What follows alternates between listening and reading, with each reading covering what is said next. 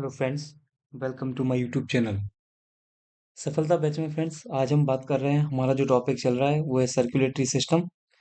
इससे पहले हम सर्कुलेटरी सिस्टम का फर्स्ट लेक्चर फिनिश कर चुके हैं, जिसमें हमने इंट्रोडक्शन देखा कि परिसंचरण तंत्र होता क्या है, परिसंचरण तंत्र के भाग क्या हैं और परिसंचरण तंत्र का जो मुख्य कार्य है वो क्या है ह्यूमन बॉडी में। टॉपिक है हमारा ह्यूमन फिजियोलॉजी चल रहा है, जिसमें सबसे पहले हमने सेल को कवर किया और सेल के बाद हम सर्कुलेटरी सिस्टम को बात कर रहे हैं। क्योंकि सेल भी एक लेंदी टॉपिक है, सर्कुलेटरी सिस्टम भी एक लेंदी टॉपिक है, तो सबसे पहले इन टॉपिक को फिनिश करते हैं और इनसे नंबर ऑफ क्वेश्चंस भी एग्जाम्स में बहुत ज़्यादा पूछे जाते हैं। चलिए, तो आज का हम टॉपिक स्टार्ट करते हैं अपना आगे से। इसकी पीडीएफ आपको हमारे टेलीग्राम चैनल पर मिलेगी, जिसकी लिंक आपको डिस्क्रिप्शन बॉक्स में दी हुई है, तो वहां जाकर आप हमारे टेलीग्राम चैनल को ज्वाइन कर सकते हैं। चलिए, तो पिछले लेक्चर में हमने बात कर लिया था कि कंपोजिशन ऑफ ब्लड क्या होता है, रक्त का जो संगठन है वो क्या होता है। तो मैंने आपको बताया था कि जो हमारा ब्लड होता है ये लिक्विड और सॉलिड पार्ट से बना हुआ है। टोटल ब्लड का 55% होता है लिक्विड पार्ट और 45% होता है सॉलिड पार्ट। जो लिक्विड पार्ट होता है उसको हम प्लाज्मा कहते हैं और सॉलिड पार्ट में आपकी कार्पिकल्स आती हैं, कणिकाएं आती हैं या सेल्स आती हैं, जो कि 45% है। और ये जो ब्लड सेल है वो तीन टाइप की होती हैं, आरबीसी, डब्ल्यूबीसी और प्लेटलेट। तो अगर एग्जाम में आपसे प्रश्न पूछा जाता है कि ब्लड सेल यानी रक्त कोशिकाओं के कितने प्रकार होते हैं, तो तीन होते हैं, आरबीसी, डब्ल्यूबीसी और प्लेटलेट। चलिए, अब इसी को हमें डिस्कस करना है, तो सबसे पहले हम बात करते हैं प्लाज्मा के बारे में। फ्रेंड्स, आप देखेंगे प्लाज्मा क्या है। सबसे पहले आपको मैं बता दूं कि जो हमारा प्लाज्मा होता है इसका पीएच वैल्यू भी 7 होता है, अर्थात ये बेसिक और आप न्यूट्रल बोल सकते हो इसको, बेसिकली 7.1 के आसपास होता है। तो ये क्षारीय प्रकृति का या उदासीन प्रकृति का होता है, पहला पॉइंट आपको याद रखना है। ये पेल येलो कलर का होता है, यानी हल्के पीले रंग का एक पदार्थ है, लिक्विड सब्सटेंस है। हमारा जो ब्लड है, ब्लड को तरलता यानी लिक्विडिटी अगर कोई प्रदान करता है तो वो रक्त का हमारा प्लाज्मा वाला भाग है, तो हम बोल सकते हैं it is a liquid part of blood. यह रक्त का एक तरल भाग है। साथ में आप देखोगे फ्रेंड्स, ये फाइबरलेस फ्लूइड है, यानी रे से विहीन द्रव है। इसमें फाइबर नहीं पाए जाते हैं किसी भी प्रकार के। और इसका कंपोजिशन अगर हम देखते हैं प्लाज्मा का, कि प्लाज्मा किस किस से मिलकर बना हुआ है, तो आप देखेंगे प्लाज्मा में वाटर जो जल है, जल की मात्रा है 92% यानी 90 से 92% जो है वो हमारे प्लाज्मा में क्या पाया जाता है, जल। यानी सबसे ज्यादा मात्रा किसकी है, वाटर की। नेक्स्ट है प्रोटीन। प्रोटीन का जो कंपोजिशन है वो 6 to 8% है, यानी हमारे जो प्लाज्मा है, प्लाज्मा में 6 से 8% तक क्या पाया जाता है, प्रोटीन। और लगभग अप्रोक्स 1% जो होता है वो होता है सॉल्ट और आयंस, जिसमें ग्लूकोज, कैल्शियम, मैग्नीशियम, क्लोरीन इत्यादि चीजें पाई जाती हैं। तो बेसिकली अगर हम ह्यूमन बॉडी के प्लाज्मा की बात करते हैं कंपोजिशन की, तो कंपोजिशन में आपको तीन चीजें याद रखनी है, विच इज वाटर यानी जल, प्रोटीन और सॉल्ट यानी लवण और आयन। इनसे मिलकर बना हुआ है हमारा प्लाज्मा। 90 से 92% होता है इसमें वाटर, 6 से 8% इसमें होता है प्रोटीन और लगभग 1% होता है सॉल्ट और आयंस। देखेंगे आप दोस्तों, जो प्लाज्मा, अगर आपसे कभी पूछा जाए कि प्लाज्मा का मुख्य कार्य क्या है, तो प्लाज्मा जो है ये भोजन, कार्बन डाइऑक्साइड और नाइट्रोजन युक्त जो हमारे अपशिष्ट पदार्थ होते हैं उनका घुला हुआ रूप में परिवहन करता है। मतलब आप कह सकते हो कि plasma transport food, carbon dioxide and nitrogenous waste in dissolved form, मतलब घुले हुए फॉर्म में, इसी में घुल जाते हैं आपके जो आपका जो फूड होता है, जो कार्बन डाइऑक्साइड होता है और नाइट्रोजन युक्त जितने भी आपके अपशिष्ट होते हैं, ये सब घुले हुए होते हैं हमारे ब्लड में। तो ये मुख्य इसका जो है कार्य है प्लाज्मा का। चलिए, नेक्स्ट हम बात करते हैं। अब देखिए दोस्तों, जो हमारा प्लाज्मा है, जिसमें मैंने अभी प्रोटीन की बात की, 6 से 8% प्रोटीन पाया जाता है। यहाँ पे आप देखेंगे, ये मैंने आपको बताया कि 6 से 8% क्या होता है, प्रोटीन। तो आइए इसके बारे में आपको मैं एक पॉइंट समझा दूं। प्लाज्मा में आपको मुख्यतः तीन प्रकार के प्रोटीन देखने को मिलेंगे, विच इज एल्ब्यूमिन, ग्लोब्यूलिन और फाइब्रिनोजन। अब फाइब्रिनोजन भी होता है, थ्रोम्बिन भी होता है और फाइब्रिन भी होते हैं, ये भी हमारे प्लाज्मा में प्रोटीन के ही प्रकार हैं। जिन इन प्रोटीन में सबसे ज्यादा यानी 60% तक, जो 6 से 8% जो प्रोटीन है, इनमें भी लगभग 60% एल्ब्यूमिन होता है, यानी most abundant protein in plasma is albumin. यानी अगर पूछा जाएगा आपसे कि प्लाज्मा में सर्वाधिक मात्रा में पाया जाने वाला प्रोटीन कौन सा है, तो हम बताएंगे एल्ब्यूमिन, जो कि 60% तक है। 40% आपको फाइब्रिनोजन मिलेगा और बाकी शेष बचे हुए ग्लोब्यूलिन या थ्रोम्बिन, फाइब्रिन आगे आपको मिलेंगे। ये जो एल्ब्यूमिन होता है दोस्तों, ये परासरण दाब नियंत्रित करता है हमारे शरीर में, ऑस्मेटिक प्रेशर को कंट्रोल करके रखता है albumin protein, which is found in plasma. अब ये ऑस्मोटिक प्रेशर क्या होता है दोस्तों? ऑस्मोटिक प्रेशर को हम आगे समझेंगे, फिलहाल आप याद रखेंगे कि to balancing of ions, salts and minerals, हमारे शरीर में खनिज, आयन, लवण इत्यादि का संतुलन जो होता है, संतुलन जिस प्रोसेस के थ्रू होता है उसी को बोलते हैं हम परासरण दाब। तो ये परासरण दाब को नियंत्रित करता है प्लाज्मा में घुली हुई एल्ब्यूमिन प्रोटीन। नेक्स्ट है हमारी ग्लोब्यूलिन। ग्लोब्यूलिन प्रोटीन में भी हम बात करते हैं अल्फा ग्लोब्यूलिन की दोस्तों, जो कि हमारे शरीर में एंटीबॉडीज का फॉर्मेशन करता है, यानी प्रतिरक्षा तंत्र का निर्माण करने का कार्य करता है ग्लोब्यूलिन प्रोटीन। यानी हमारी इम्यूनिटी को बूस्ट करने का काम भी कौन करेगा? Globulin protein. नेक्स्ट है फाइब्रिनोजन। अब फाइब्रिनोजन भी याद रख सकते हो आप, थ्रोम्बिन और फाइब्रिन, ये तीनों की तीनों प्रोटीन जो हैं फ्रेंड्स, आप देखेंगे ये ब्लड क्लॉटिंग का कार्य करती हैं, यानी रक्त का थक्का बनाने का काम करती हैं ये सारी प्रोटीन। तो अगर आपसे पूछा जाएगा हमारे रक्त में पाई जाने वाली वो प्रोटीन जो रक्त का थक्का बनाती है उनका नाम क्या है, तो बताएंगे थ्रोम्बिन और फाइब्रिनोजन। ठीक है। प्लाज्मा में कुछ एक दो पॉइंट्स और हैं जो आपको और देखने, जैसे प्लाज्मा का जो रंग होता है दोस्तों ये पेल येलो कलर का होता है।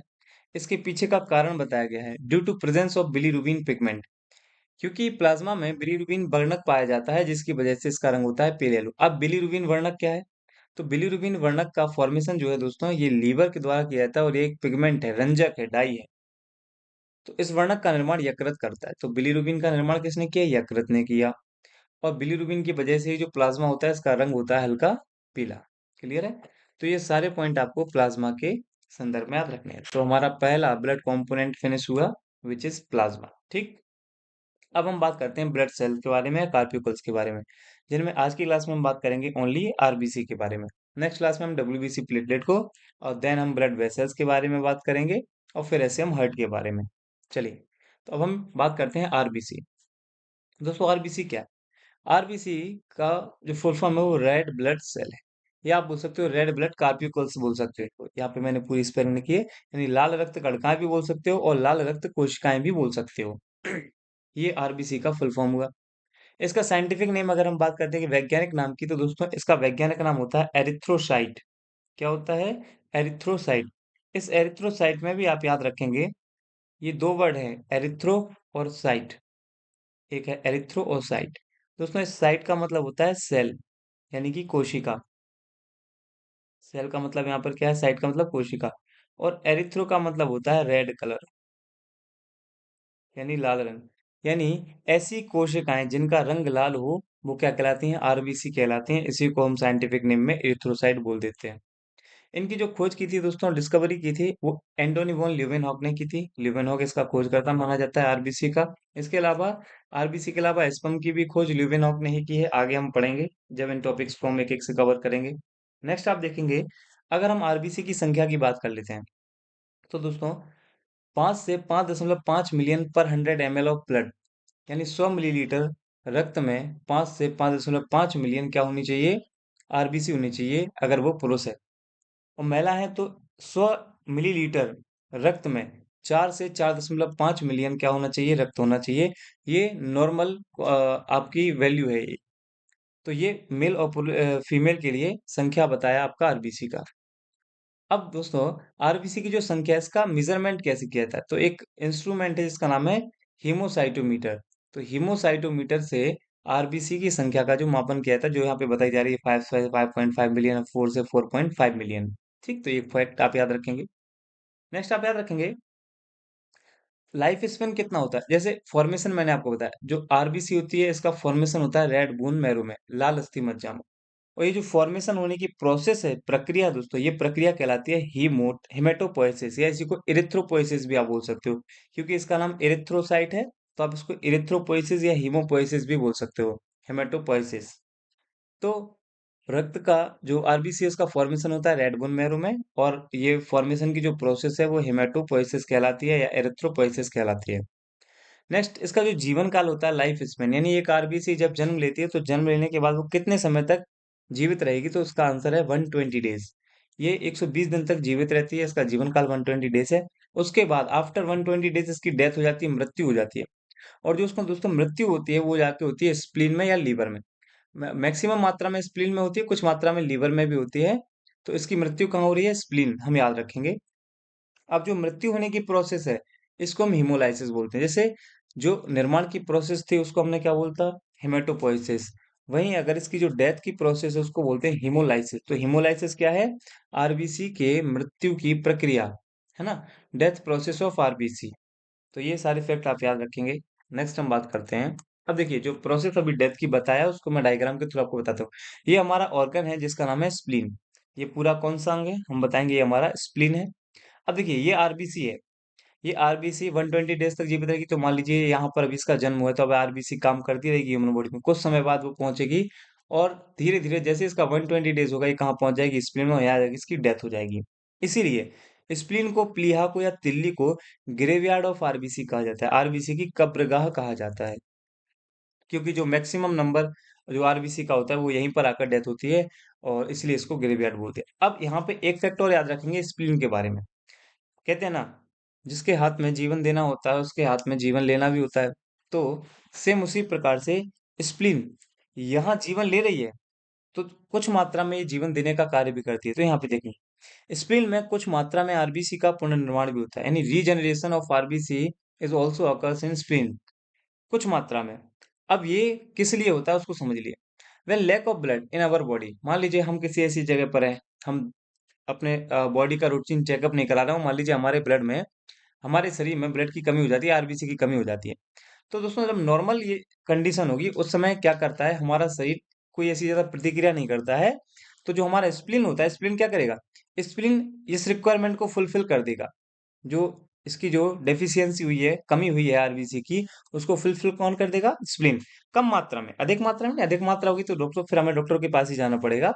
लेकिन हाँ कम मात्रा में होती है तो बिना कोई इंडिकेटर दिए हमारी जो स्प्लीन होती है वो क्या कर देती है? इन्हीं आरबीसी का निर्माण कर देती है।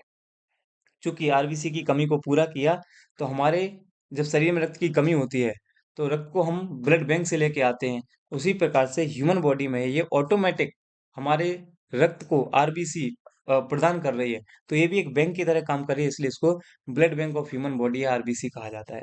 इसलिए स्प्लीन को मानव शरीर का आरबीसी का क्या कहते हैं? बैंक कहते हैं, है ना? तो ये पॉइंट आपको याद रखना है स्प्लीन के, ये मैंने जो आपको कॉन्सेप्ट बताने का प्रयास किया इसको आप याद रखेंगे। चलिए आगे हम मूव करते हैं। अब देखिए जो ये बात मैंने फॉर्मेशन की बताई, ये हमारी बोन है। बोन में ये येलो बोन मैरो है जो कि बेसिकली होलो पार्ट होता है हमारी बोन का। हमारी जो अस्थियां होती है वो अंदर से खोखली होती हैं, तो जो खोखला हुआ भाग है उसमें येलो बोन मैरो पाया जाता है। और ये शीर्ष भाग पर आपको कुछ पोर्स दिखाई देंगे, छोटे छोटे छिद्र दिखाई देंगे, यहाँ पर होता है रेड बोन मैरो, लाल अस्थि मज्जा। लाल अस्थि मज्जा क्या करता है? फॉर्मेशन ऑफ आरबीसी, आरबीसी का निर्माण। बट ध्यान रखना दोस्तों, ये एडल्ट में है। एडल्ट अगर कोई है तो उसमें आरबीसी का जो निर्माण हो रहा होगा, फॉर्मेशन हो रहा होगा, वो कहाँ हो रहा होगा? Red bone marrow. लेकिन इन एम्ब्रियोनिक कंडीशन में, भ्रूणीय अवस्था में कहाँ होता है? तो दोस्तों यहाँ पर आप जवाब देंगे लीवर में, यकृत में। तो भ्रूण में आरबीसी का निर्माण यकृत में होता है और एडल्ट में जो आरबीसी का निर्माण होता है वो कहाँ पर होता है? रेड बोन मैरो में होता है। अगर हम इसके स्ट्रक्चर की बात करते हैं, अपनी जो ब्लड सेल हैं सभी, उनके आकार या साइज की बात करते हैं, तो देखिए सबसे बड़ी जो ब्लड सेल रक्त कोशिका होती है वो डब्ल्यूबीसी, उससे छोटी होती है प्लेटलेट और सबसे छोटी होती है आरबीसी। तो आपसे प्रश्न पूछा जाएगा स्मॉलेस्ट ब्लड सेल इज, या मानव शरीर की सबसे छोटी रक्त कोशिका कौन सी है? तो आपका जवाब होगा आरबीसी। वहीं पूछा जाएगा लार्जेस्ट, सबसे बड़ी, तो आपका होगा डब्ल्यूबीसी। इसी क्रम में हम संख्या देख लेते हैं, अमाउंट कि ह्यूमन बॉडी में किस ब्लड सेल की संख्या सबसे ज्यादा होती है? तो मैक्सिमम नंबर में होता है, मैक्सिमम नंबर में आरबीसी, और उससे कम प्लेटलेट्स और सबसे कम डब्ल्यूबीसी। डब्ल्यू ये आपको लाखों में मिलेगी, ये मिलियंस में मिलेगी, मतलब आप कह सकते हैं 5 से 5.5 मिलियंस, ये आपको 1 to 5 लाख मिलेंगे। और डब्ल्यूबीसी 8 से 10,000 की संख्या में आपको मिलेंगे। तो सबसे कम डब्ल्यूबीसी होती है। तो यहाँ पे आप ट्रिक याद रखेंगे, प्लेटलेट तो सेकंड नंबर पे ही रहेगा दोनों में। बस ध्यान रखना जिसका आकार बड़ा होता है उसकी संख्या कम होती है, और जिसकी संख्या ज्यादा होती है उसका आकार छोटा होता है। तो ऐसे आप कुछ क्लू बना के याद रख सकते हैं इनको। इनका रेशियो देख लीजिए, आरबीसी, प्लेटलेट और डब्ल्यूबीसी का रेशियो होता है 600, रेशियो 35, रेशियो 1। आपसे एग्जाम में आरबीसी और डब्ल्यूबीसी का पूछा जाता है तो 600:1 बताएंगे। एग्जामिनर कभी घुमा के दे देगा डब्ल्यूबीसी अनुपात आरबीसी, तो 1:600 हो जाएगा। ये आप याद रखेंगे।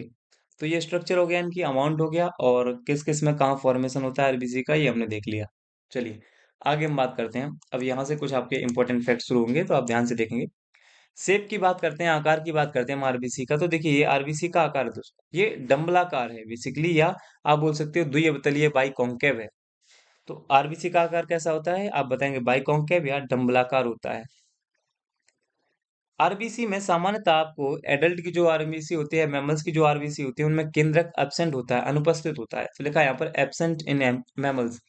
स्तनधारियों में आरबीसी के जो केंद्रक होता है वो नहीं पाया जाता है। यानी हमारा जो आरबीसी होगा वो कुछ इस प्रकार से दिखाई देगा। फॉर एग्जाम्पल लिखा है मानव। लेकिन इसके बाद भी मैमल्स के कुछ अपवाद हैं, जैसे कि कैमल जो कि ये रहा अपना, और लामा। इसके अलावा जिराफ है। ये अपवाद हैं, यानी ये मैमल्स होने के बावजूद भी इनके आरबीसी के भीतर केंद्रक पाया जाता है। तो आप याद रखेंगे, स्तनधारियों में केंद्रक नहीं होता है, लेकिन फिर भी कुछ स्तनधारी जैसे कि ऊंट, लामा, जिराफ, इन सब की आरबीसी में केंद्रक पाया जाता है। तो ये एक फैक्ट याद रखेंगे, यहाँ पर लिखा है। अब देखिए, ह्यूमन बॉडी में नहीं पाया जाता है न्यूक्लियस, तो न्यूक्लियस नहीं पाया जाएगा तो दोस्तों डीएनए भी नहीं होगा, और डीएनए नहीं होगा तो माइटोकॉन्ड्रिया भी यहाँ पर एब्सेंट होगी। तो ह्यूमन बॉडी की आरबीसी में न्यूक्लियस भी नहीं होता है, डीएनए भी नहीं होता, माइटोकॉन्ड्रिया भी अनुपस्थित होती है। यानी ये तीनों ही चीजें एक ह्यूमन में या मैमल्स में नहीं पाई जाएंगी। अब कुछ अदर फैक्ट हैं, जैसे कि largest RBC in the universe, संसार की सबसे बड़ी आरबीसी कौन सी होती है? तो एम्फिमा होती है, जो कि ये देखो आप, एम्फीबियन है ये। मतलब एक उभयचर प्राणी है जिसका नाम है एमिफ्यूमा। ये संसार की सबसे बड़ी आरबीसी रखने वाला जीव है। Next, largest RBC in mammals, स्तनधारियों में सबसे बड़ी आरबीसी। यहाँ पर बात की संसार, तो संसार में सब कुछ आ गए। लेकिन अगर हम बात करते हैं स्तनधारियों में, तो यहाँ पर हमारा एलिफेंट आएगा, हाथी। अगर आपसे पूछा जाएगा स्मॉलेस्ट, सबसे छोटी आरबीसी, दोस्तों सबसे छोटी आरबीसी हमारी मस्क डियर, या इसको हम कस्तूरी मृग बोलते हैं। हिंदी में आप लिख लेंगे कस्तूरी मृग। एक सेकंड रुकिएगा, यहाँ पे मैंने बताया इसको बोलते हैं हम कस्तूरी हिरण या कस्तूरी मृग। ठीक, ये। उसके बाद आप देखेंगे जो कस्तूरी मृग है दोस्तों, ये ना केवल मैमल्स में सबसे छोटी है, जबकि यूनिवर्स में भी सबसे छोटी कोशिका इसी की होती है, कस्तूरी मृग की। तो ये फैक्ट हुए आरबीसी से रिलेटेड। चलिए नेक्स्ट हम आगे बात करते हैं। अब एक क्वेश्चन है, जरा यहाँ पे देख लेंगे आप। ऐसे क्वेश्चंस मैं पहले कोशिश कर रहा था कि एक दो क्वेश्चन यहाँ पे डाला जाए, लेकिन फिर मैंने कहा पहले टॉपिक अपन फिनिश करेंगे, उसके बाद डिस्कस करेंगे। तो the largest corpuscles in human blood are, मानव रक्त में सबसे बड़ी कोशिका। ये आरआरबी ग्रुप डी में पूछा गया है, 27/9/2018 शिफ्ट थर्ड में। तो देखिए, मानव रक्त में सबसे बड़ी कोशिका कौन सी होगी? प्लेटलेट्स, आरबीसी, डब्ल्यूबीसी या लिम्फेटिक? हम सब जानते हैं जो संख्या में सबसे कम थी वह आकार में सबसे बड़ी थी, तो हम बताएंगे इसका आंसर होगा हमारा राइट, डब्ल्यूबीसी। क्लियर? चलिए बाकी क्वेश्चन हम डिस्कस करेंगे आगे। अब समझ लीजिए जरा, आरबीसी के कार्य क्या क्या है। ये कराता है transportation of carbon dioxide and oxygen, यानी ऑक्सीजन और कार्बन डाइऑक्साइड का परिवहन कराने का कार्य किसका है? आरबीसी का। अब ये परिवहन कराता कैसे है आरबीसी? तो आरबीसी पर मौजूद होती है हीमोग्लोबिन, तो लिखा है बाय हीमोग्लोबिन, हीमोग्लोबिन के द्वारा। ये जो हीमोग्लोबिन होता है दोस्तों, ये हीमोग्लोबिन हमारी कोशिकाओं तक ऑक्सीजन को लेके जाता है, और कोशिकाओं से जब रेस्पिरेशन के थ्रू वहां पर कार्बन डाइऑक्साइड बनता है, तो कार्बन डाइऑक्साइड को लेकर आता है। यानी ये दोनों काम, ऑक्सीजन को लाना और कार्बन डाइऑक्साइड को ले जाना, ये दोनों काम कौन कर रहा है? हीमोग्लोबिन कर रहा है। इसी को बोलते हैं हम ट्रांसपोर्टेशन कराना, परिवहन कराना या आदान प्रदान कराना। यहाँ पे याद रखेंगे, चूंकि ऑक्सीजन और कार्बन डाइऑक्साइड हम रेस्पिरेशन के थ्रू लेते और छोड़ते हैं, इसलिए जो हमारा हीमोग्लोबिन है, यह एक रेस्पिरेटरी पिगमेंट है मानव शरीर का, यानी मानव शरीर का श्वसनीय वर्णक है ये। Respiratory pigment of human body is haemoglobin. Haemoglobin के बारे में कुछ बातें हम पिछले लेक्चर में पढ़ चुके हैं कि हीमोग्लोबिन जो है, इसका नेचुरल कलर जो होता है वो वॉयलेट होता है, बैंगनी होता है। ये सारी चीजें हम पढ़ चुके हैं। तो कुछ और चीजें हैं जो हम देख लेते हैं। अब देखिए, ये हमारा आरबीसी का स्ट्रक्चर है। इस आरबीसी के स्ट्रक्चर पर ये छोटे छोटे जो येलो कलर के आपको पॉइंट्स दिखाई दे रहे हैं, इनको मैंने बताया कि ये हीमोग्लोबिन है। तो ये आरबीसी पर हीमोग्लोबिन है। अब ध्यान देखिए यहाँ पर, each RBC has 272 to 80 molecules of haemoglobin. यानी प्रत्येक आरबीसी के सतह पर या पास 270 से 280 मिलियन हीमोग्लोबिन के अणु होते हैं। क्लियर है फ्रेंड्स? याद रखेंगे आप, हीमोग्लोबिन के एक आरबीसी पर होते हैं ये। और आप देखेंगे, हालांकि आप पहले समझिए इनकी संख्या का जो मापन है, मतलब कैसे बताया कि 270 से 280 मिलियन है, तो एक इंस्ट्रूमेंट है जो हीमोग्लोबिन की संख्या का मापन करता है, उसका नाम है हीमोग्लोबिनोमीटर। क्या नाम है? हीमोग्लोबिनोमीटर, जो कि हीमोग्लोबिन की संख्या का मापन करता है। इसी के द्वारा हमको पता चला है कि जो हमारी आरबीसी होती है, इसके ऊपर 270 से 280 मिलियन हीमोग्लोबिन के अणु होते हैं। अब 270 से 280 मिलियन हुए। आगे आप देखेंगे, हमारा जो एक हीमोग्लोबिन होता है दोस्तों, हमारा जो एक हीमोग्लोबिन होता है, वो अपने साथ 4 ऑक्सीजन के मॉलिक्यूल्स लेकर चलता है। आगे मैं आपको बताने वाला हूँ। चलिए पहले कुछ और चीज़ें देख लेते हैं। अब देखिए, मैंने बताया कि जो हीमोग्लोबिन है ऑक्सीजन को लेकर जाता है सेल के पास तक और सेल से कार्बन डाइऑक्साइड को लेकर आता है वापस। यानी ऑक्सीजन और कार्बन डाइऑक्साइड का परिवहन कराया इसने। तो अब समझते हैं कैसे। तो देखिए, हम बात करते हैं, ये हमारा, अब इस डायग्राम को थोड़ा देखेंगे और ध्यान से सुनेंगे मेरे को। ये हमारा लंग्स है, फेफड़ा है। यहाँ से एक ब्लड वेसल्स आ रही है और एक ब्लड वेसल्स यहाँ से जा रही है फेफड़ों से, लंग्स से होते हुए। तो जब ऑक्सीजन आया तो हमने रेस्पिरेशन के थ्रू ऑक्सीजन को लिया। अभी ऑक्सीजन कहाँ जाने वाला है? हमारे दोनों लंग्स के पास। तब तक उसी समय तक, वैसे ये हर टाइम ही रहता है, इन ब्लड वेसल्स में रक्त बह रहा है। यहाँ से आया है हीमोग्लोबिन लंग्स के पास तक, और उसके बाद यहाँ से हीमोग्लोबिन लेके चला गया कुछ चीज। अब समझना क्या हुआ। ये लंग्स हैं, ये हीमोग्लोबिन है, ये हीमोग्लोबिन। हीमोग्लोबिन सामान्यतः जब तक हीमोग्लोबिन में ऑक्सीजन नहीं मिलेगा तो वो उसके पास रहता है फेरस, जिसका कलर होता है नीला, ब्लू या वॉयलेट आप बोल सकते हो। नीला, या आप इसको बैंगनी रंग बोल सकते हो। अब ये हीमोग्लोबिन पहुंचा हमारे लंग्स के पास, फेफड़ों के पास, जहां इसको क्या मिला? ऑक्सीजन। इस ऑक्सीजन से इस हीमोग्लोबिन ने एक प्रोसेस की, ऑक्सीडेशन की प्रोसेस, यानी ऑक्सीकरण किया। ऑक्सीकरण का मतलब है इसने दो इलेक्ट्रॉनों को त्याग दिया, और जब हम इलेक्ट्रॉन त्याग देते हैं तो उस पर आ जाता है पॉजिटिव चार्ज। तो दो इलेक्ट्रॉनों को त्यागा तो फेरस पर टू पॉजिटिव चार्ज आ गया। चूंकि ये कब हुआ? जब ऑक्सीडेशन हुआ। ऑक्सीडेशन का मतलब है हीमोग्लोबिन से क्या मिल गया? ऑक्सीजन मिल गया। इसलिए उसको HBO, यानी हम बोलते हैं हम ऑक्सी हीमोग्लोबिन। ऑक्सी हीमोग्लोबिन क्या है? व्हेन, यानी जब हीमोग्लोबिन से ऑक्सीजन मिलता है तो इस प्रोसेस को हम ऑक्सी हीमोग्लोबिन बोलते हैं। और इसी प्रक्रिया को हम ऑक्सीडेशन के नाम से जानते हैं, जिसमें हीमोग्लोबिन का जो आयरन कंपोनेंट होता है वो दो इलेक्ट्रॉन त्याग देता है, उस पर टू पॉजिटिव चार्ज होता है, जिसको हम बोलते हैं फेरस डाइऑक्साइड। क्या बोलते हैं? Ferrous dioxide. अब ध्यान से देखेंगे, अगर आपसे पूछा जाता है हीमोग्लोबिन का बैंगनी रंग किसकी वजह से होता है, तो आप बताएंगे फेरस की वजह से, या नीला रंग फेरस की वजह से। लेकिन हमारे रक्त का रंग जो लाल होता है, लाल किसकी वजह से होता है, तो आप बताएंगे वह होता है फेरस डाइऑक्साइड की वजह से, यानी टू पॉजिटिव। ये इंपॉर्टेंट पॉइंट है। तो देखिए, यहाँ मैंने नीला बनाया, यहाँ मैंने लाल बताया। मतलब यहाँ हीमोग्लोबिन जब आया था तब ऑक्सीजन नहीं था, लंग्स के पास आया, ऑक्सीडेशन की प्रोसेस हुई, इससे ऑक्सीजन जुड़ा और अभी ऑक्सीजन को लेकर चला गया, इसलिए इसका रंग भी कैसा हो गया? लाल। तो हमारे रक्त का रंग भी कैसा हो जाता है? लाल हो जाता है। हालांकि ये नीला और लाल वाला जो फंडा है वो हम हर्ट वाले टॉपिक में और अच्छे से समझेंगे। क्लियर है? आई होप ये डायग्राम और डायग्राम से रिलेटेड ये कॉन्सेप्ट जो मैंने आपको बताने का प्रयास किया है बहुत अच्छे से आपको समझ में आ गया होगा। आगे बढ़ते हैं तो समझिए, अब जो हमारा हीमोग्लोबिन है, इसका दोस्तों ब्रेक डाउन होता है, विखंडन होगा। इसके ब्रेक डाउन से दो पिगमेंट बनते हैं। चूंकि ये भी एक पिगमेंट है हीमोग्लोबिन, तो इसके विखंडन से भी पिगमेंट ही बनेंगे, रंजक ही बनेंगे, वर्णक बनेंगे। एक का नाम है बिलीरुबिन और दूसरे का नाम है बिलीवर्डिन। चूंकि ये दोनों हमारे पित्त रस में पाए जाते हैं, इनका फॉर्मेशन कौन करता है? इनका फॉर्मेशन लीवर करता है, आगे हम देखेंगे। और इनका स्टोरेज करता है गॉल ब्लैडर, यानी पित्ताशय। डाइजेस्टिव सिस्टम वाले टॉपिक में इनको हम कवर करेंगे। और दोस्तों, जो बिलीरुबिन और बिलीवर्डिन है, इनका अगर कंप्लीट ब्रेकडाउन हो जाए, कंबस्टन हो जाए, पूर्ण विखंडन या दहन हो जाए, तो इन्हीं दोनों पिगमेंट के पूर्ण दहन से या पूर्ण विखंडन से बनता है यूरोक्रोम। अब ये यूरोक्रोम क्या है? ये भी एक पिगमेंट है, जिसकी वजह से yellowish colour of human urine, मानव मूत्र का रंग कैसा होता है? पीला होता है। किसकी वजह से? यूरोक्रोम की वजह से। ठीक है? तो बिलीरुबिन, बिलीवर्डिन कैसे बने, कहाँ पाए जाते हैं, इनके कंबस्टन से क्या होता है? अब हम देखते हैं हीमोग्लोबिन की मात्रा, क्वांटिटी कितनी होनी चाहिए।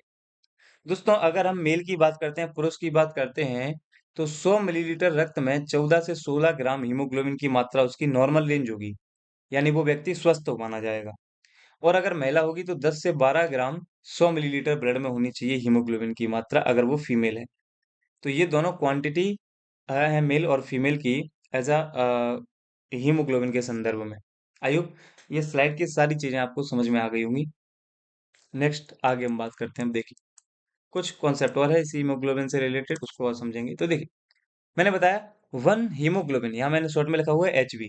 One haemoglobin transport 4 oxygen molecule, यानी जो हमारा एक हीमोग्लोबिन होता है वो ऑक्सीजन के 4 अणुओं को परिसंचरण करता है।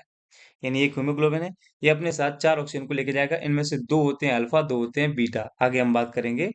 इन्हीं की वजह से सिकल सेल एनीमिया जो है डिसीज होती है, आगे देखेंगे। तो एक हीमोग्लोबिन के साथ कितने ऑक्सीजन की मॉलिक्यूल को कैरी कर रहा है? 4। ठीक है? ये हीमोग्लोबिन से रिलेटेड फैक्ट हुए। अब कुछ चीजें और समझ लेते हैं। एक कॉन्सेप्ट है दोस्तों, फायर प्लेस, यानी जहां पर मतलब आप कह सकते हैं कि एक वार्म हीटर वगैरह से जो सर्दियों के दिन में व्यक्ति तापते हैं, अपने आप को हीटिंग देते हैं, या क्लोज्ड रूम हो, बंद कमरा हो और साथ में, यानी बंद कमरे में आप लोग हाथ सेक रहे हैं, है ना? या हीटिंग आप कमरे में कर रहे हैं, या कहीं किसी फॉरेस्ट में आग लगी हो, वन में आग लगी हो, ऐसी स्थिति में क्या होने वाले हैं, ये सारा कॉन्सेप्ट वही है। बेसिकली ज्यादातर आपको ये बंद कमरे में देखने को मिलेगा, लेकिन अपन बंद कमरे या किसी भी कोल वाले सब्सटेंस जिससे आग निकल रही हो, धुआं निकल रहा हो, उसके संदर्भ में ये बात करने वाले। तो बेसिकली हम जब भी चाहे फायर प्लेस को अपन दहन करते हैं या हम लकड़ी को जलाते हैं, तो उसमें कोल पाया जाता है, और कोल क्या रिलीज करता है? कार्बन उत्सर्जित करता है। कोल का मुख्य कार्य क्या है? ये कार्बन को उत्सर्जित करता है जलने के दौरान। अब समझेंगे, अगर बंद कमरा हो या आग लग जाए, तो इन दोनों स्थानों पर क्या होगी? ऑक्सीजन की मात्रा धीरे धीरे कम होने लगती है। दो बातें याद रखेंगे, ऑक्सीजन की मात्रा घटती भी है और साथ में कोल रिलीज होता है। इनको आगे हम दोनों को मर्ज करेंगे, दोनों कॉन्सेप्ट को, एक ये वाला और एक ये वाला। इसके बारे में एक दो पॉइंट और समझ लो। जब भी ऑक्सीजन की मात्रा घटेगी, क्या क्या होगा? हमारे शरीर के भीतर रक्त का जो पीएच वैल्यू है वो डिक्रीज होगी, घटेगा। हमारे शरीर में रक्त का पीएच मान है वो घटेगा। घटने का मतलब है 7.4 होता है, यानी कि अभी हमारा जो बेसिक नेचर का है, धीरे धीरे 7.4, 3, 2, 1, उसके बाद 7 न्यूट्रल हो जाएगा, उसके बाद फिर घटेगा तो 6 पॉइंट कुछ होगा, 5। तो धीरे धीरे मतलब क्या है, ये माध्यम कैसा हो रहा है? एसिडिक हो रहा है। यानी हमारा जो रक्त है वो कैसा हो जाएगा? अम्लीय। अम्लीय मतलब एसिड, एसिड को हम तेजाब भी बोलते हैं। और जैसे ही हमारा रक्त एसिडिक होता है, हमारे इंसान की या किसी भी व्यक्ति की, उस समय क्या हो जाएगी? डेथ हो जाएगी। एक तो कॉन्सेप्ट रहा ये। दूसरा कॉन्सेप्ट तो समझिएगा, मैंने बताया अब कोल है, कोल आपने जलाया, कार्बन, या आपने लकड़ी जलाई, या कोई भी आप फायर प्लेस ऐसा जो जला रहे हो, तो वहां से निकल रहा है कार्बन। और मान लीजिए ऐसे टाइम पे आप बंद कमरा किए हुए हैं, तो क्या होगा? बंद कमरे में ऑक्सीजन की मात्रा घट रही है और कार्बन की मात्रा जो बढ़ रही है, तो कार्बन हाफ ऑक्सीजन से मिलेगा। यानी आपको 50% ऑक्सीजन मिल रहा है। 100 में से कितना परसेंट ऑक्सीजन मिला आपको? हाफ। यानी हम 1/2 लिख सकते हैं इसको। हाफ ऑक्सीजन आपको मिला। जब ये हाफ ऑक्सीजन आपको मिलेगा फ्रेंड्स, तो होगा क्या इससे? ये कार्बन डाइऑक्साइड ना बना के कार्बन मोनोऑक्साइड बना लेगा। क्या बना लेगा? कार्बन मोनोऑक्साइड बना लेगा। और कार्बन मोनोऑक्साइड जो गैस होती है दोस्तों, it is the most soluble gas in blood. रक्त में सर्वाधिक तेजी से घुलने वाली या घुलनशील गैस अगर कोई है, तो वो कार्बन डाइऑक्साइड है। अब होगा क्या, उसको समझ लो। ये रक्त में बहुत ज्यादा फास्ट रूप से घुलेगी, तो मान लो कार्बन मोनोऑक्साइड हमारे नोज के थ्रू जाएगी लंग्स के पास। लंग्स में हीमोग्लोबिन आएगा। हीमोग्लोबिन का मुख्य कार्य क्या है? वो ऑक्सीजन और कार्बन डाइऑक्साइड को लेने आता था, इस बार उसको दोनों ही नहीं मिले। वो कार्बन मोनोऑक्साइड को लेके जाएगा कैरी करके, कहाँ पर? कोशिका के पास। एक कॉन्सेप्ट हुआ कि हीमोग्लोबिन कार्बन मोनोऑक्साइड को लेके कहाँ चला गया? कोशिका के पास। ये क्यों हो रहा है?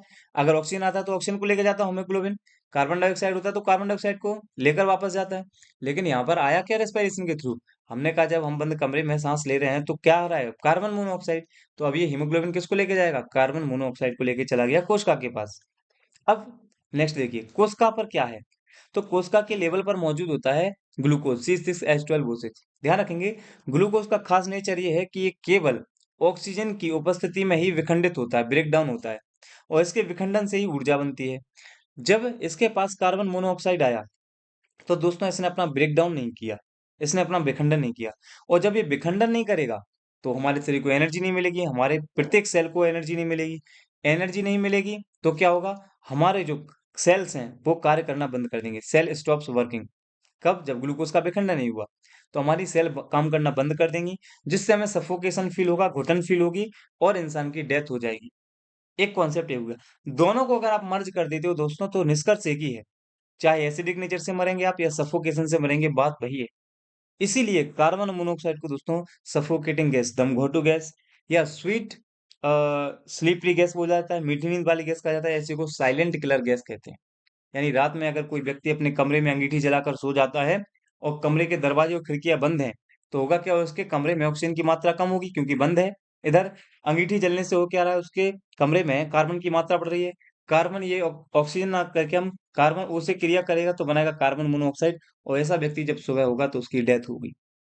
75% से लेके 80% तक चांसेस हैं कि अगर कमरा अच्छे से बंद है, तो 99%, 70% आप देखेंगे इंसान की डेथ हो जाएगी।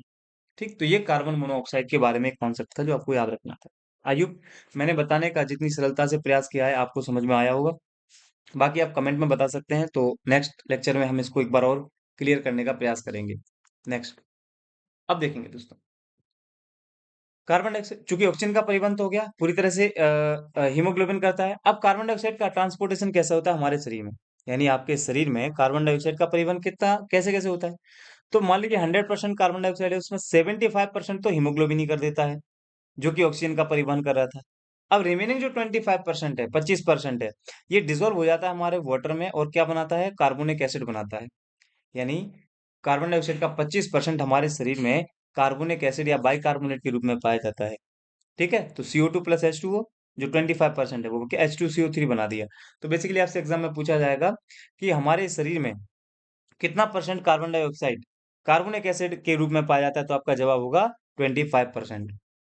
अब अन्य तथ्य हम देख लेते हैं। देखिए दोस्तों, आरबीसी का जो फॉर्मेशन होता है उसमें जो हेल्प करने वाला विटामिन उसका नाम है B6। और अगर इसकी कमी हो जाएगी तो आपके शरीर में खून की कमी हो जाएगी, जिसको हम बोलते हैं माइल्ड एनीमिया। अगर आरबीसी की संख्या आपके शरीर में ज्यादा हो जाए, इंक्रीज हो जाए, तो आपको जो डिसीज होगी उसको बोलते हैं पॉलीसाइथीमिया या पॉलीसाइफोमिया। इसमें क्या हो जाता है? इसमें आपके चेहरे पर, त्वचा पर डार्क स्पॉट आ जाते हैं, यानी काले धब्बे पड़ जाते हैं। इसको बोलते हैं हम पॉलीसाइफोमिया। और एक डिसीज और याद रखें दोस्तों, सिकल सेल एनीमिया। इसको मैंने टाइप करके रखा है, तो आप थोड़ा देख लेंगे। सिकल सेल एनीमिया क्या होता है, मैं समझाने का पूरा प्रयास करता हूँ आपको। सबसे पहले तो दोस्तों ये स्पेन में देखा गया सबसे पहले 1910 में। वहां के एक डॉक्टर थे जेम्स हेरिक। उन्होंने सबसे पहले सिकल सेल एनीमिया के बारे में देखा और समझा और बताया। यह दोस्तों एक वंशानुगत रक्त संबंधी रोग है, यानी जेनेटिक ब्लड डिसऑर्डर है ये। यानी ये कोई ऐसा नहीं है कि जन्म लेने के बाद होगी ये बीमारी। ये बेसिकली वंशानुगत है। अगर आपके फैमिली में किसी को है तो 25 से 30% चांस है कि आप में ये बीमारी देखने को मिलेगी। नेक्स्ट दोस्तों, ये बेसिकली डीएनए से रिलेटेड डिसीज है। यानी डीऑक्सीराइबोस न्यूक्लिक एसिड में जो जेनेटिक कोड हो जाता है, जेनेटिक कोड यानी जो आनुवांशिक सूचनाएं होती हैं, उनमें अगर किसी भी प्रकार का डिसबैलेंस हो जाता है या कोई खराबी हो जाती है, डिसऑर्डर हो जाता है, तब जाके ये सिकल सेल एनीमिया होता है। मुख्यतः आप देखेंगे दोस्तों, यह एक क्या है, विकारों का समूह है। A group of disorder that जो क्या करता है, हीमोग्लोबिन को प्रभावित करता है। बेसिकली जो सिकल सेल एनीमिया है दोस्तों, ये सिकल सेल एनीमिया हीमोग्लोबिन को ही अफेक्ट करता है। किसको अफेक्ट करता है ये? हीमोग्लोबिन को। तो बेसिकली आप ये पॉइंट याद रखेंगे कि ये इसमें हमारा हीमोग्लोबिन प्रभावित होता है। हीमोग्लोबिन। अब देखिए, ये हीमोग्लोबिन प्रभावित हो रहा है तो क्या समझ लेते हैं इसके बारे में। जैसे कि हमने अभी तक सारे पॉइंट्स हीमोग्लोबिन के बारे में देखे हुए हैं, उसी के बारे में थोड़ा-सा आपको और बताने का मैं यहाँ पे प्रयास करूँगा सिकल सेल एनीमिया। ये देखिए, यहाँ से ये पॉइंट ऐसे एरो लगाना है आपको, है ना? ये वाला एरो। अब यहाँ पे हीमोग्लोबिन की बात हो रही है। तो हीमोग्लोबिन क्या है? लाल रक्त कोशिकाओं का एक अणु है। A molecule of red blood cell है ये। 4 प्रोटीन सब यूनिट, 2 अल्फा और 2 बीटा मैंने बताया था। इसमें भी 4 प्रोटीन सब यूनिट होती हैं, जिसमें से 2 अल्फा होंगी, 2 बीटा होंगी। तो 2 अल्फा और 2 बीटा। पीड़ितों में दोस्तों क्या होता है इसमें? जो भी इस डिसीज से इन्फेक्टेड है या पीड़ित है, उसमें दोस्तों बीटा हीमोग्लोबिन की कमी हो जाती है। किसकी कमी हो जाती है? बीटा हीमोग्लोबिन की कमी हो जाती है। वो डिसबैलेंस हो जाता है, एबनॉर्मल हो जाता है। जिससे क्या होता है, हमारे शरीर में रक्त का प्रवाह, ऑक्सीजन का प्रवाह बाधित हो जाता है, डिसरप्टेड हो जाता है।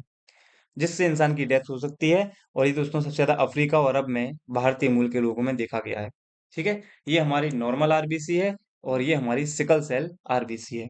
यहाँ पे एक डायग्राम में आपको बताने का प्रयास करता हूँ। मान लीजिए ये हमारी एक ब्लड वेसल्स है, रक्त वाहिका है। अब जब हमारी आरबीसी नॉर्मल कंडीशन में होती है, गोल शेप में होती है, तो ये बहुत अच्छे से फ्लो करती चली जाती है। लेकिन जब आरबीसी का आकार हर्षियाकार हो जाता है दोस्तों, कुछ इस प्रकार से, तो मान लीजिए ये फ्लो कर रही हैं, ऐसे बह रही हैं। तो मान लीजिए एक आरबीसी ऐसी हो गई, एक आरबीसी ऐसा हो गया और एक आरबीसी ऐसा मिल गया। अब मान लो ये गोल होता, तो आपस में टकरा के निकल जाते ना। लेकिन हुआ क्या यहाँ पर? ये अब यहाँ पे क्या हो जाएंगे? ये एक एक बाधा के रूप में कार्य करेंगे। अब यहाँ जो फ्लो होने वाला ब्लड है, वो आगे नहीं जा पाएगा। जिससे यहाँ मान लीजिए कोई ऑर्गन है, मान लीजिए हर्ट है हमारा, ये हर्ट है, यहाँ तक ब्लड नहीं पहुंचेगा क्योंकि यहाँ से ये बाधित हो गया है। तो इस प्रकार से ब्लड, हमारा हर्ट है या कोई भी ब्रेन ऑर्गन है, तो वहां तक ब्लड का फ्लो नहीं होगा। और जब ब्लड का फ्लो नहीं होगा तो वहां की सेल धीरे धीरे काम करना बंद कर देंगे और इंसान की क्या हो जाएगी? डेथ हो जाएगी। ये हो गया हमारा कॉन्सेप्ट सिकल सेल एनीमिया के संदर्भ में। आई होप ये सारे पॉइंट आपको समझ में आए होंगे। तो दोस्तों आज हमने कवर किया है इसमें आरबीसी। नेक्स्ट लेक्चर में हम और हमारे जो जैसे कि हमारा प्लेटलेट्स है, डब्ल्यूबीसी है, इनको कवर करेंगे और फिर जैसे आगे जाके हम हार्ट को कवर करेंगे। तो इस प्रकार से हमारा ये सारा सीरीज चलेगा। बिल्कुल आप बेफिक्र रहें, सारे कॉन्सेप्ट, सारे फैक्ट, कोई भी चीज आपको मिस नहीं कराई जाएगी। पढ़ने के बाद आपको एमसीक्यू भी लगवाए जाएंगे और मैं फिर कहूंगा आपसे, लेक्चर खत्म होने के बाद आप खुद अपना सेल्फ प्रयास करें एमसीक्यू लगाने का और देखिए जो आपको पढ़ाया जा रहा है उससे आपके कितने क्वेश्चंस बन रहे हैं। ठीक है? तो आशा करते हैं आपको ये हमारी वीडियो पसंद आई होगी। दोस्तों इसकी पीडीएफ अगेन मैं आपको बता दूं, हमारे डिस्क्रिप्शन बॉक्स में दी हुई लिंक के माध्यम से हमारे टेलीग्राम चैनल को ज्वाइन कीजिए। वहां पर आपको इसका पीडीएफ मिल जाएगा। चलिए तो मिलते हैं नेक्स्ट वीडियो में। तब तक अपना ध्यान रखें। Thank you.